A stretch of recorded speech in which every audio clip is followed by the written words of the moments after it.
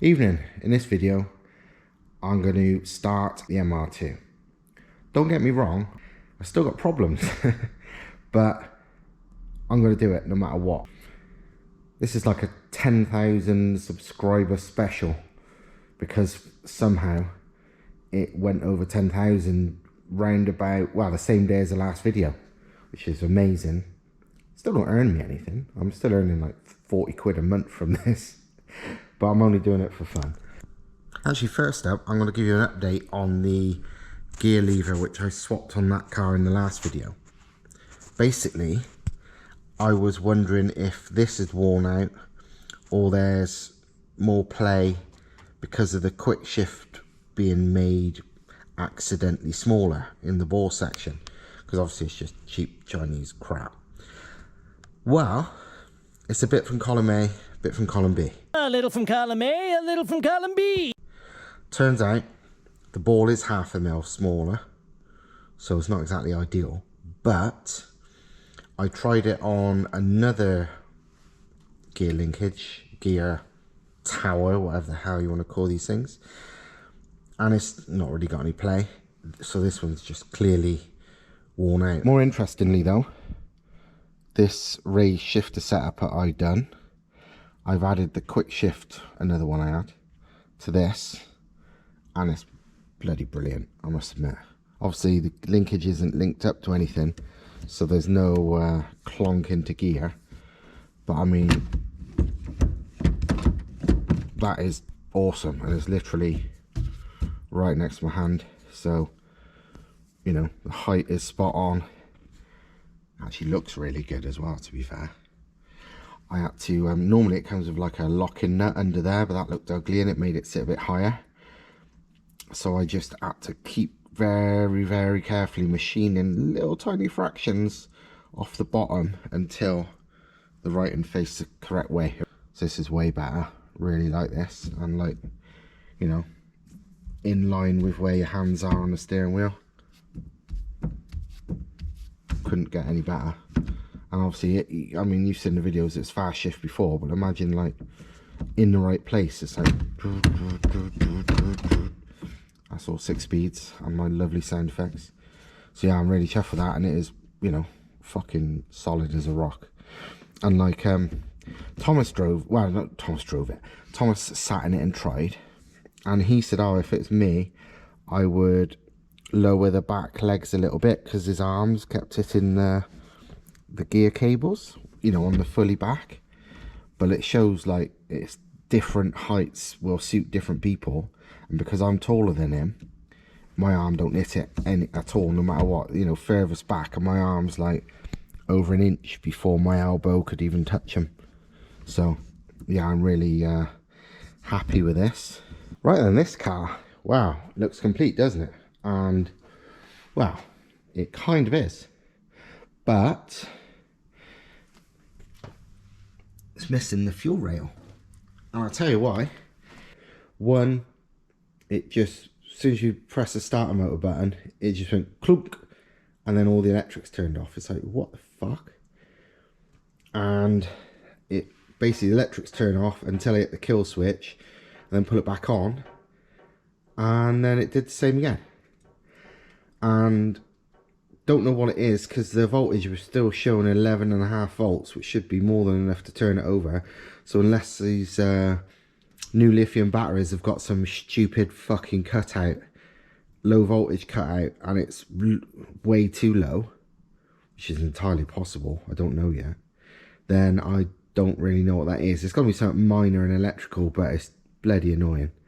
But the other thing that happened was I smelt fuel.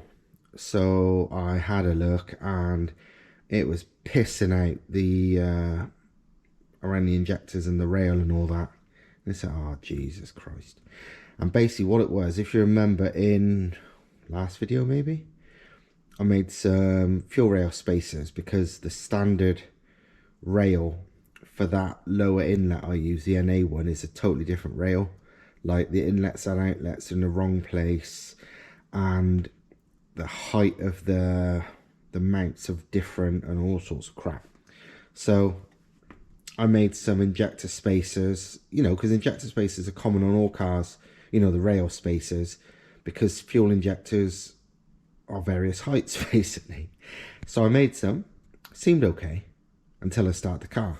So, with the lathe and some measuring, I made two very sexy, very nicely done, because it was with the lathe rather than cutting and welding like I did earlier, injector spacers.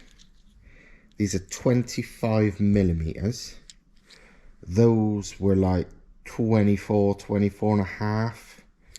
So basically and they were only a tiny bit out. So I'm going with 25 as my best guess. And in all honesty, even if that inlet was off, I think I couldn't guess any, you know, even measuring it with some calipers, I think I'd struggle to get it worked out any nearer than 0.5 mil anyway. So I have to literally put this all back on, put the rail back on, put the injectors back on, blah, blah, blah, blah, blah, connect all up yet again, and then just flick the fuel pump on and see if it leaks.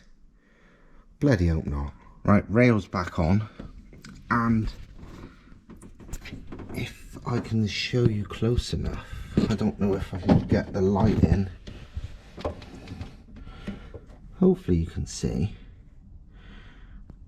the injector clip is still slightly angled, which says, you know, very slight, but it was only ever very slight, which says to me the injector spacers could maybe be doing with being another, say, millimeter longer.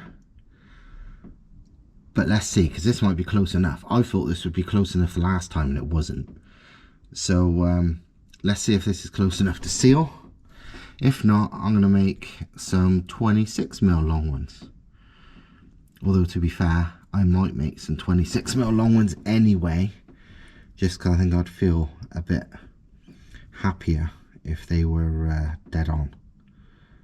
But let's kick the ignition on. Not the ignition, the fuel pump on. I mean, let's see if we can see a leak.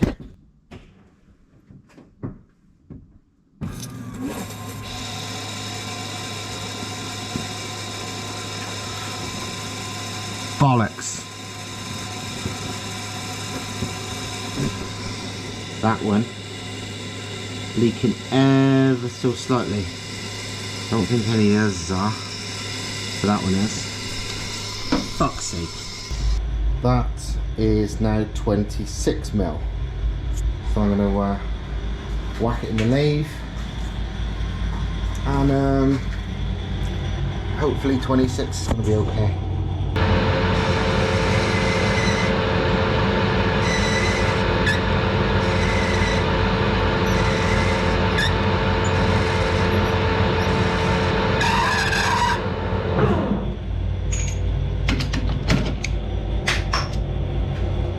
That's what you call exact.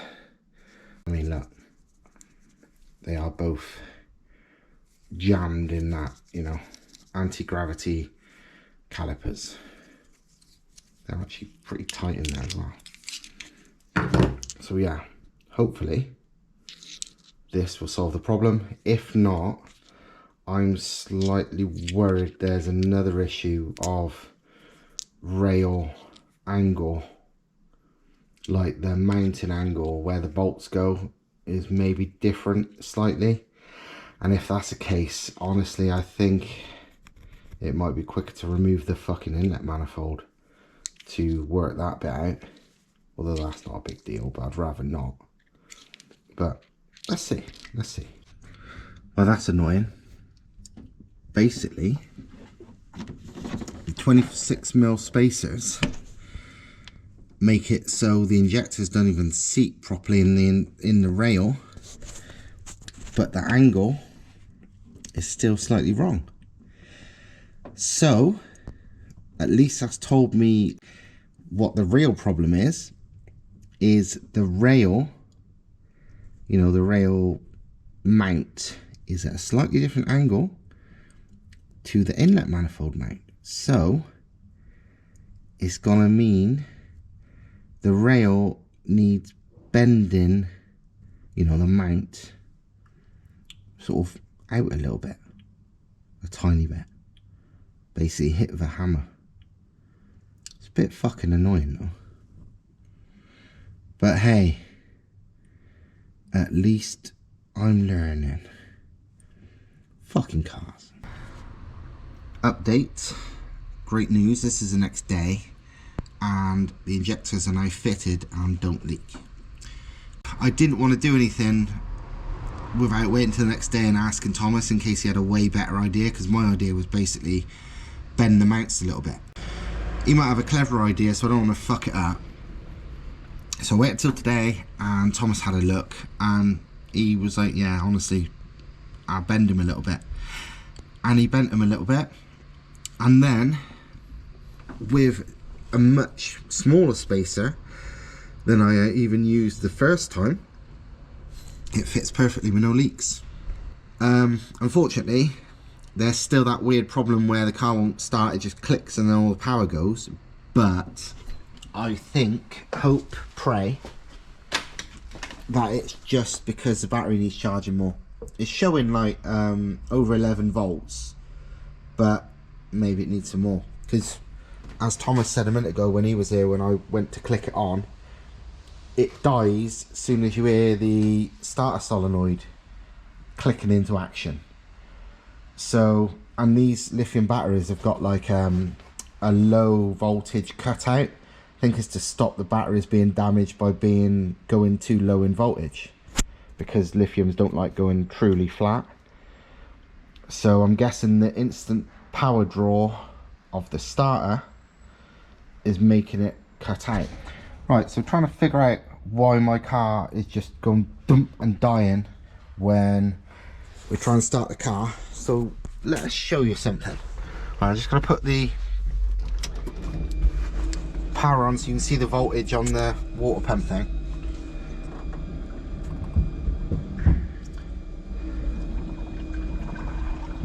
.9, yeah, 11.9, 11.8 showing, so you know, 12 now, there you go, 12 volts, fine. No, answer that in a second. So this is the starter mode. I thought you start the mode when you're short, which is like doesn't happen overnight, but no, you know, strange things happen. So this is not the starter motor.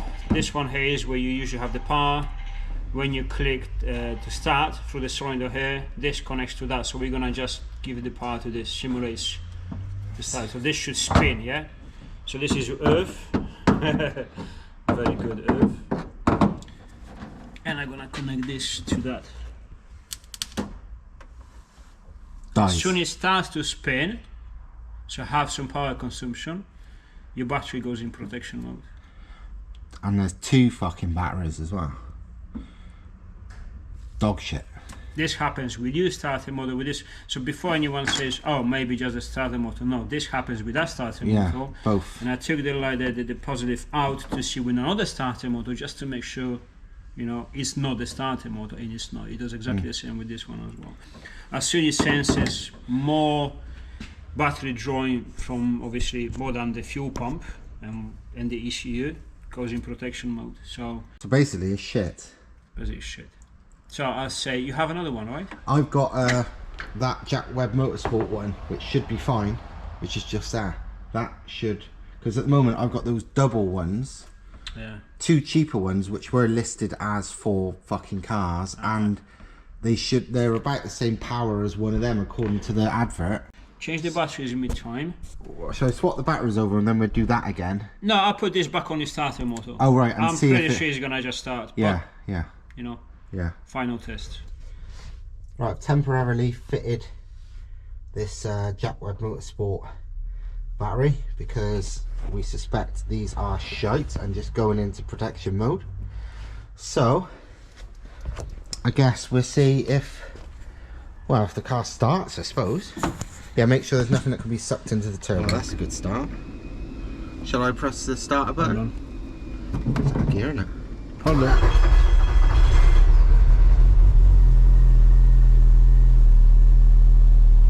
Simple as that. Car plays up. Oh, I don't know why that's turned off.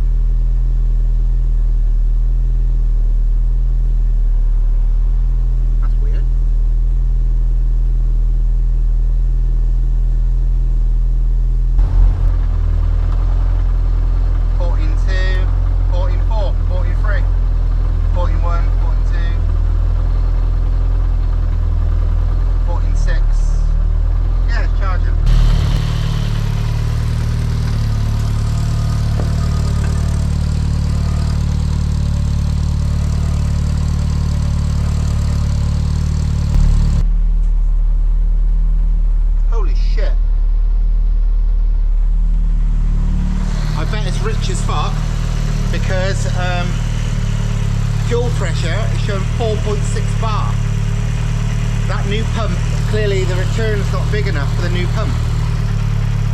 So I bet that is rich as fuck. That's one thing to maybe have to mess with. Shows the pump's good. Yes, 4.6 bar fuel pressure on a 3 bar regulator. That ain't right. Well, so the car starts, but unfortunately I got two other problems. One, my electric water pump controller thing seems to be buggered, which is my fault. And secondly, the fuel pressure is too high now. And I looked into this a little bit, and basically turns out the standard regulators, when you put a real big pump on them, just can't cope. And when you look at the size of the outlet, it's pretty easy to see why. It's like a bloody pinhole. Right, well, I'm still waiting for parts to get the main MR2 done. I've got them on the way. A suitable fuel pressure regulator and all that, so I'm not over fueling anything. I'm getting on with the other car, so the other engine.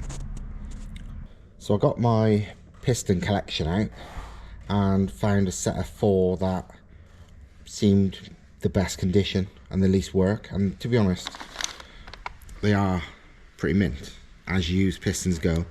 I ain't gonna change the rings, nothing. They are fine. These are technically the weakest ones, but like saying they're weak is like saying, I don't know, £1 million is a lot less than £1 billion. It's still a fucking lot, and these are strong as hell regardless. They're the smallest crown, but not by much. But like the 20mm wrist pin ones, obviously they've got 1mm bigger wrist pin, thicker deck, thicker crown, whatever you want to call it, and the compression varies, but it's similar to this. I think 9 to 9.5. These are, I think these are 9, but yeah, they're fine. They're more than enough. These still take, people run like 500 plus horsepower on these, and if it's mapped properly, not an issue. And I'm only going to run, what, 350 odd is what I was saying, so they'll be fine. Obviously I need rods, because these rods are the weak point of any 180T, so they got to go. But luckily, max speeding rods, they're proven at like well over 200 horsepower per rod on countless applications, including 180Ts. So just run them. I've actually had these for ages and never even opened the packet before now, so I didn't even realise there were these weird anodised gold ones. But yeah, these can take it. I know people running like 800 odd on 1.8, so I know someone with an RB26 running, I think he dynoed at 1050 odd at the hubs with max speeding rods. So yeah, they're fine. Obviously not the best rods on the planet, but again, it's like the difference between £1 million and £1 billion. It's like, so what? The supposed weak point, not really weak, well, it is a weak point or bad point compared to like standard rods or some of the aftermarket ones for 180Ts, is these have got an oil feed to the little end, so pressurized oil feed from the big end to the little end up the middle. These don't. They've got the one at the top, which obviously, because it's got oil squirters, you know, the oil goes from the top, it still lubricates that and whatever, but it hasn't got that one. But to be honest, what that wears is obviously the wrist pin and the rod itself, you know, if it wasn't getting enough lubrication. But neither of those things fail quickly, and you damn know about it before they fail properly. And if the little end was rattling because of this wearing or that wearing, so what? Chances are it'll last a lot longer than a typical big power tuned engine will anyway. But also, a set of these, a couple £100, a set of them, about 20 quid. So yeah, I am not fussed. It's different if you was building like a 100,000 mile engine But no tuned 180T or tuned anything, no tuned big power 4-cylinder is gonna go on forever and ever and ever. Something else will break before that becomes any kind of issue. I can guarantee it. It's the same as turbos, where people insist on running a blow-off valve, a recirc valve, or whatever. It's like, yeah, in theory it will shorten the lifespan a bit by not running one, but 99% of the time something else will fail first, because running no blow-off valve will stress the thrust bearing and maybe stress the shaft a bit more, but the likelihood of them failing before anything else is slim, just like the likelihood of these failing or the little end wearing out because of oil is slim. Right, that's rods off the pistons, super easy job. And that's the old rods, and there's only one place for them, and that's the dustbin. Wow, the scrap metal bin. So that's easy. Absolutely no point keeping them for any reason. A, they're the weak point of any 180T, and B, when you get brand new ones, H-beams for 250 odd quid, it's like, what's the point? And considering as well, there's the 15% off voucher code for Max Speeding Rods on my, well, just put ST15 on the Max Speeding Rods website and you'll get 15% off whatever you buy, including these. So, actually, the other day, a couple of days ago, I drove a Seat Leon Cupra R, or Cupra, I don't bloody know, something, 180T. And it had a Max Speeding Rods hybrid KO4 on it. And it's bloody good, actually. And they're like £200, less than £200 I think he paid for it. It's ridiculous. And it's like a billet compressor wheel and all that. It's like, I don't know how these, you know, how they make stuff so cheap. It's actually not shite. But hey, fair play to them. But yeah, that's all apart. Now I guess I'm going to get some oil out and put these on these. Spangly new rods on old but really good condition standard Marley pistons. Job done. I still need to put the clips in holding the pins. Well, I've done it on one, but because they look pretty all in order like that, I thought I'd video it now before I get them all fingerprinty and oily again with that. But yeah, that's dead easy. Literally all I do is I put the pins in the oil, give them a proper oil bath, put the ends in the oil as well, make sure it's all lubed up, lube up all the pistons. They just push in, wiggle in, put the clip back in, which is a bit of a pain in the ass, but not hard. Job done.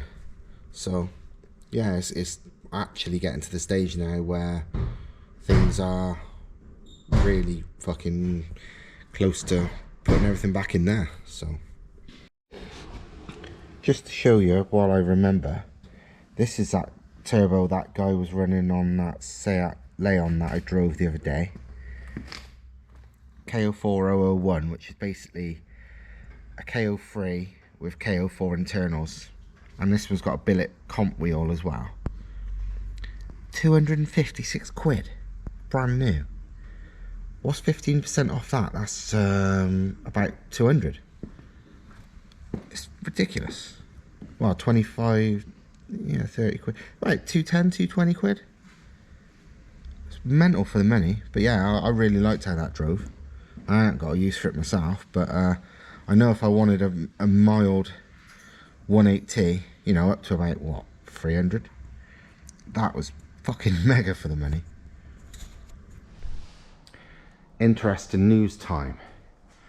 As I've mentioned in the past, and hopefully you've seen if like you follow Thomas or Zrowski Motorsport or whatever on social media, but he's been developing the 180 kits so he can sell complete 180 swap cars. And he wanted to do that because, and he still is, but he wanted to do that because developing the parts alone, apart from a few bits and pieces, was very difficult. So for all the people who was like, oh, I want the kit and I want to fit it myself, or I want some of the kit, or whatever, I want it shipped abroad, wasn't that easy. Because yeah, he could supply mounts and drive shafts, you know, the big bits, but the smaller bits, not so easy to develop them in a way that, you know, production, shall we say, where you can just repeatability over and over again at a decent time scale that would make it worth doing. But he's had an idea that makes basically everything possible. This car was going to be the first one that he converted with the intention of selling. This is the one that I bought ages ago and then swapped with Thomas for some bits and pieces for my conversion. And then it was his daily for a while, it was my daily for a while. It's been all sorts really, and it's a good car, but it's a bit like rough and ready. It's not the tidiest by a long way. And his plan originally was to convert this, make it nice as possible, because it's not like bad condition like mechanically, and it's not rusty even, apart from there is one rust patch that needs repairing on the one underside, but fuck all the rest of it. But either way, it's not the tidiest, and it's like, so he's never going to be able to command maybe money that the rest of the conversion and the performance maybe would justify. So he had a better idea. He's keeping it, and it's going to be now used as a development car. He actually originally, to develop things like the exhaust and so on without having a car here, he was going to make a jig. He often does it for complicated parts. He will make a literal jig that replicates the right positions to allow it to be built even when the car's not there. And then he had another idea of buying the rear end of a car, of one of these, the whole rear chassis, because the jig's one thing, but having the entire rear chassis makes it even more foolproof. And then he realised, just buying a rear end and having to fucking store it as well, it's like, hang on, this whole car didn't actually cost that much, so why not have this car as a jig, but also a development vehicle, also one that can be driven, also everything. So it don't have to worry about it being all tidy, it just has to be mechanically good and a jig. But being a complete car means everything can be tested. He can build everything, like every little bit, and he can do it when you've got a complete car. He's going to be able to do it for no matter what spec you want, because his whole thing before was, fuck it, I'm just going to produce one setup and sell them as one setup, and you know, if anyone wants to modify them in the future, they can crack on. But you know, not me, because this would be impossible, be just too complex to do if I was, you know, selling the parts or whatever, and you know, custom parts all the time. But with a whole car here, they can be developed without having to have the car physically here, because it can all be done on this. Like you said, the next thing that's going in will be this engine, which is basically the 225 version. So the different exhaust manifold, the KO4 and so on, and he's got to put that in here to make an exhaust for it. So then he'll have the option of, you know, if people have bought a BAM or something, they would have the exhaust will fit that. If they've got a normal, you know, basically all the other 180s, they use this exhaust. Both will use the same intercooler, but it will need a different turbo to intercooler pipe, you know, and so on and so forth. And he said, like, if somebody wanted the same turbo setup as I had, but they obviously wasn't going to bring the car in, he can make, literally, as long as they supply the parts and the money, of course, he can literally build it on here. So he can make an exhaust for you that fits perfectly. It don't have to be exactly the same as mine, but it will, you know, say it's the same turbo. Say if you wanted a massive fucking twin scroll turbo on that twin scroll manifold I've got, you can make you the whole setup with the turbo, the wastegate pipe, all that, without even having your car, because you can build it on this test vehicle. Also, it means you don't have to worry about making this all tidy and nice, so it can stay rough and ready and just be our, you know, development mule, which is pretty cool. That thing there, well, you see it starts now and it drives.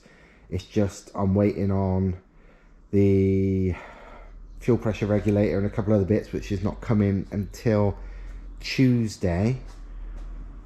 It's Sunday now, Sunday afternoon. I would have honestly driven wherever tomorrow, Monday, to get all the bits, so it would be driving Monday, so I could drive it, so I could show you it driving again. But every single place, even when they said they had stock, they was like, oh sorry, we don't do collection, we're mail order only. It's like, wow, that usually means they're lying and they haven't really got stock. They're just going to take your money and then get it drop shipped direct from the manufacturer, but whatever. So yeah, Tuesday, all the parts I need are coming, so that will start.